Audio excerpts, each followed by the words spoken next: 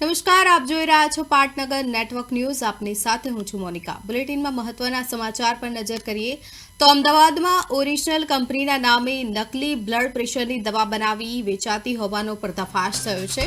Ahmedabad crime બ્રાન્ચે અને ખોરાક ઔષધ નિયમન તંત્રની સંયુક્ત કાર્યવાહીમાં NICRDએ રેટ્રકાર્ડ 10ના નામે વેચાતી નકલી દવાનો જથ્થો અલગ અલગ મેડિકલ સ્ટોરમાંથી મળી આવ્યો હતો. આ મામલે અમદાવાદ અને ઉત્તર પ્રદેશના લખનૌમાંથી કુલ 3 આરોપીઓની ધરપકડ કરવામાં આવી છે.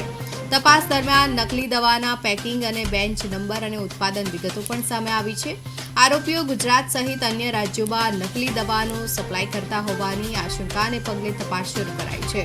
આરોપી ઉમંગ અગાઉ પણ ડુપ્લિકેટ દવાના કેસમાં ઝડપાયો હોવાનું સામે આવ્યું છે. સમગ્ર રેકેટમાં અન્ય કેટલા લોકો સંડોવાયેલા છે અને કેટલો જથ્થો બજારમાં પહોંચ્યો છે તે અંગે ક્રાઇમ બ્રાન્ચે વધુ તપાસ હાથ ધરી છે.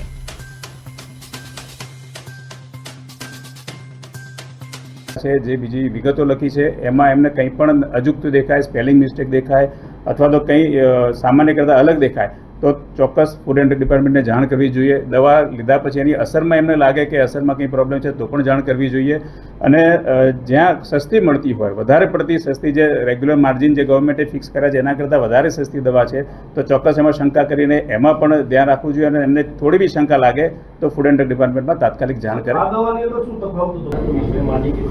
एग्जाम्पल पे मतलब एक उदाहरण के तौर पे देखा जाए तो 10% से वो दवाइयाँ होलसेलर को दी जा रही है. अगर वही मेडिसिन अगर 18 से 20% में दी जा रही है तो वो कुछ मामला कर पड़े.